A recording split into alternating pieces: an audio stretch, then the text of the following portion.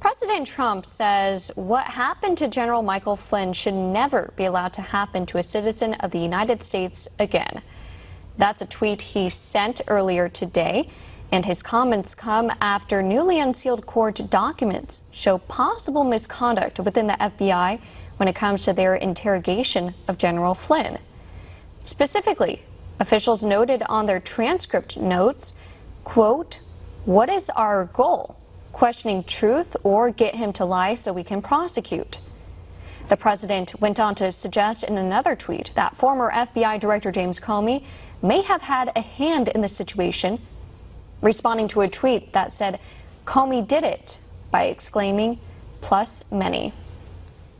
Meantime, White House Counselor Kellyanne Conway says the situation with General Flynn confirms Americans' worst fears about officials and the media. Speaking outside the White House today, Conway said the latest documents show Flynn was not just treated unfairly, but perhaps unethically and illegally. She added the process looks very corrupt, adding it should be chilling for everyone to know that officials may have colluded to get a 3-decade military man and former head of national security to lie or get fired. Flynn pleaded guilty to lying back in 2017 during the failed Russian collusion investigation. He has since moved to withdraw that plea.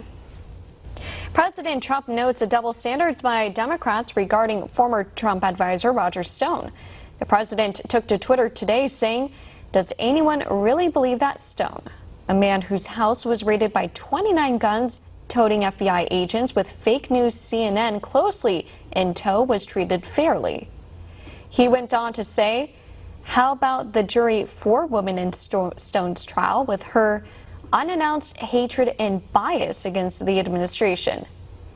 He added that these were the, quote, "same scammers who were against General Michael Flynn." According to newly released documents, former British spy Christopher Steele believes Hillary Clinton and former Assistant Secretary of State Susan Rice were aware of his work on his infamous dossier. Congressman Louie Gohmert spoke with One America's John Hines about these new revelations. Take a look. There have been some new developments in this regarding the Steele dossier. Christopher Steele, it has been revealed that he testified in a trial in England and testified that he believed that Hillary Clinton and possibly then Assistant Secretary of State Susan Rice were aware of his activities with regard to creating and discovering the information that was in the Steele dossier. You are somebody, of course, who's been keeping track of this on the Judiciary Committee, oversees the FBI. Steele dossier was used partially to get some of those warrants in the FISA court. And so I wanted to get your take on this new development, this new information regarding Christopher Steele and the Steele dossier, sir. Well, it's particularly important what Steele is saying. He's not just saying, he's testifying under oath over in England in a lawsuit that Alpha Bank brought, I guess, for slander or libel for things that were said. But if you look at the backdrop for the lawsuit, he says he testified that Sussman, who was a lawyer for apparently the DNC, and Mark Elias, who was the attorney general counsel, the Clinton campaign, they were his sources, and that Sussman contacted him 2 days before the FBI got a warrant to start surveilling the Trump campaign through Carter Page. And he says there were suspicious network traffic between the Trump organization and Alpha Bank. Now, people in politics are familiar with an opposition research report, but this is really intriguing that the Clinton campaign and the DNC were apparently getting opposition research from American intelligence. Either that or they had hacked into a network they shouldn't have been part of. It's serious stuff, John. Are you surprised? Are you surprised at this pretty explicit admission that Hillary Clinton knew about the Steele dossier? Well, the thing I'm surprised about with the use of BleachBit and all the other things that the Clinton administration appeared to have done, or the Clinton campaign and DNC appear to have done to obstruct justice and hide evidence, it's surprising that there was a written document, a written statement by Christopher Steele where he verified that. So in a court of law in front of a jury, you would call that past recollection refreshed, because he was saying he thought maybe Hillary knew, but then they read him his own words that were recorded at or near the time of the conversation. It's certainly the appearance.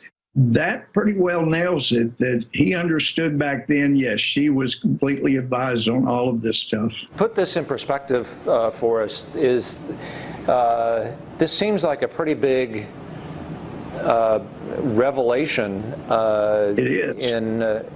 How, on a scale of 1 to 10, what are we talking about here? What kind of a revelation is this, would you say, this latest Steele Dossier revelation? 7 to 8, moving up toward 10 once there's any testimony of confirmation of a higher level, which would be POTUS himself, as Lisa Page saying, actually wanting to know. And POTUS is Obama, right? That was Obama. That was President Obama at the time. That's right.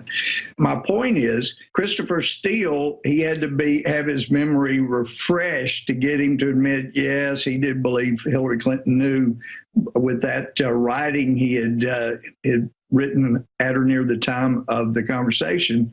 But my point is, if Durham is calling people in and getting them to testify, then he probably has a whole lot more information than we've just learned through Christopher Steele's testimony. Is this the smoking gun people have been looking for, do you think?